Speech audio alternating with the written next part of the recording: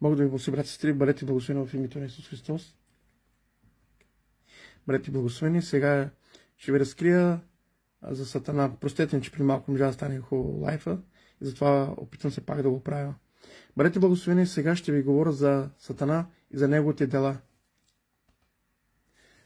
И как се опитва дявола да разруши църквата и сестрата, която се моли, тя е воен и се опитва чрез мъж да развали нея, да не се моли и да не тръгва срещу Сатана. И ще ви покажа слабостите на Сатана. Бъдете благословени в името на Исус.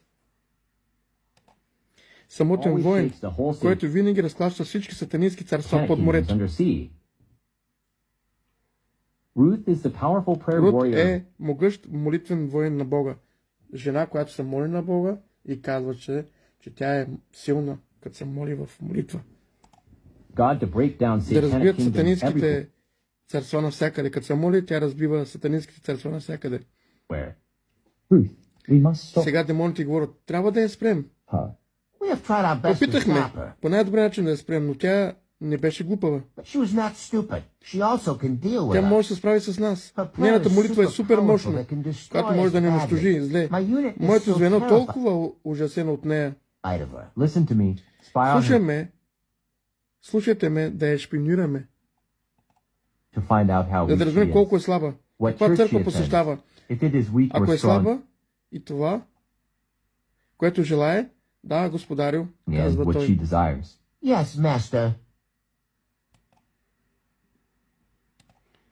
Минаха няколко дни, храмът на Рут свер под морето. Учителю, имам доклад за Рут.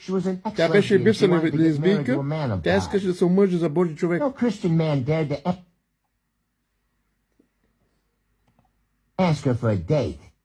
Никой християнин не се осмели да я поиска за среща. Мислеха, че е твърда силна за тях. Тя е света жена. Църквата има духовни дарби, но е твърдо слаба тя. Твърде е слаба, за да стигнем до бащиния престол. What is his name? His name is Anthony. Как е името? Как се казва? Казва се Антони. Антони, знам, че не е християнин, но той е горд човек. Ще го накараме да посещава църквата Рут всеки ден. Ще накараме всички членове на църквата да се възхищават на Антони. Един ден ще се опитаме да запознаем Антони и Рут. Добре, да внимаваме с Рут.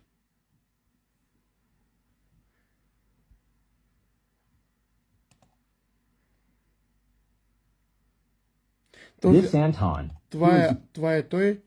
Той не е християнин. Той е Антони. Той обича повече тъмнината, отколкото светлината. Просто работи за злото. Деменът води Антони да посети първо църквата, където Рут служи. Ще се опита да се скрие гордостта си от църквата. В продължение на 2 години Антони продължава да посещава църквата и се опитва да се покаже на членовете. Той много искаше да участва в църквата.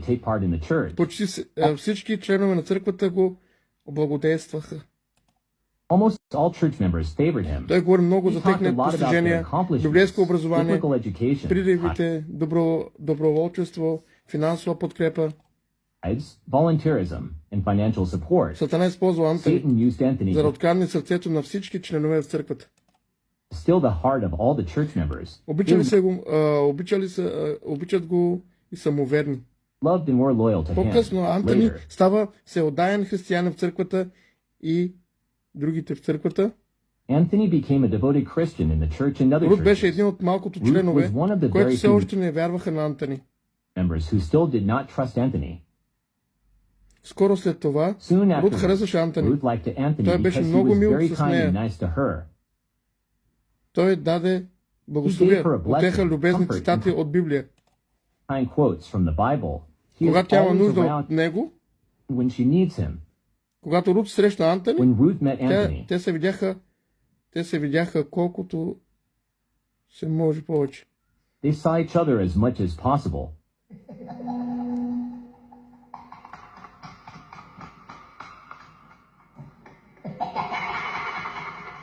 When Satan saw Когато how Сатана видя как се увеличава любовта на Ruth's Рут love към for Antony Антони, increased,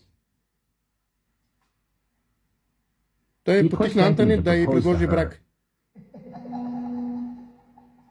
See, comrade, Вижте, този глупак е глупав като теб. fool is as stupid as you. Ruth accepted Рут прие предложението на Антони. Anthony's proposal. Това са демони, дето виждате, Satan сестри, and брат. demons were celebrating her defeat. Това са демоните, Сатаната се радват.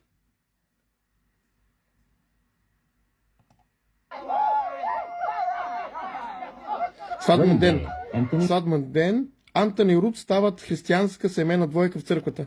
and Ruth become a Christian married couple in the church.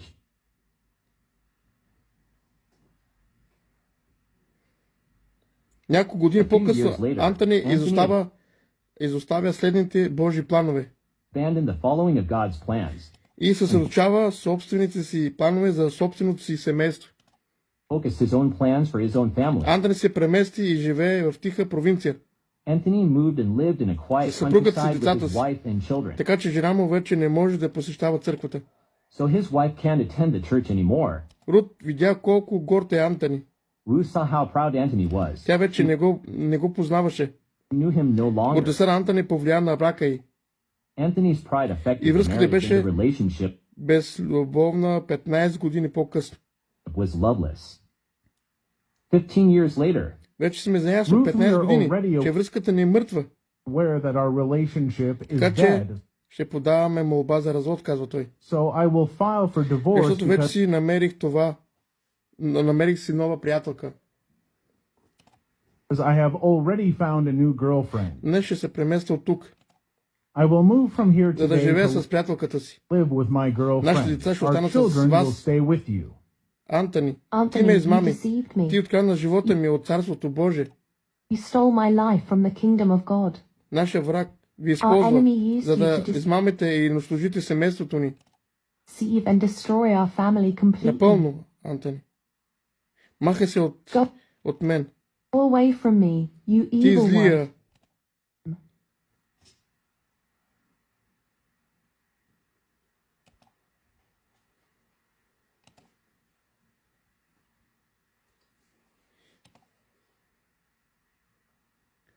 Бог да я благослови.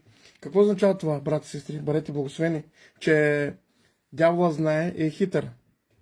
Дявола е хитър. Значи, когато вижда, че вие напредвате с Бог и му се молите и молитвите са чути, дявола търси начин да ви съсипе по някакъв начин и търси къде е слабо място. Например, и той видя, че жената няма мъж, пускат един невярващ, той ходи на църква, после те са заедно, той има гордост, след време живеят заедно, включват брак и той е изпратен от дявола и така, което Бог е приготви призива, е разрушен. Защо? Защото ние трябва да бъдем мъдри и разумни. Когато правим нещо, да питаме кой е за нас. Дали правилна съпруг или с правилната съпруга. Защото от първо начало ще видите от начало как тя се моли. Като се моли, как се тресе царството на водата на демоните. И те виждат, че тя е силна като се моли. И дявола гледа по някакъв начин да събори призива. Така че вие имате призив. Бог ви е призовал. Бог ви е избрал. Може да не сега, след време, но Бог ви подготвя. И дявол се опита по някакъв начин да ви отвлече вниманието. Затова бъдете мъдри и разумни. Това, което преминавате и каквото да идва в вашия живот, питайте дали това е от Бога, дали неговата воля. Защото така, по този начин, разрушава вашия призив, който Бог е избрал. Бъдете благословени и дявол е изобличен в името на Исус Христос. Това може да на вас изглежда като детско, но не е детско. Това е в реално в 21 век. Бъдете благословени в името на Исус Христос. Амин.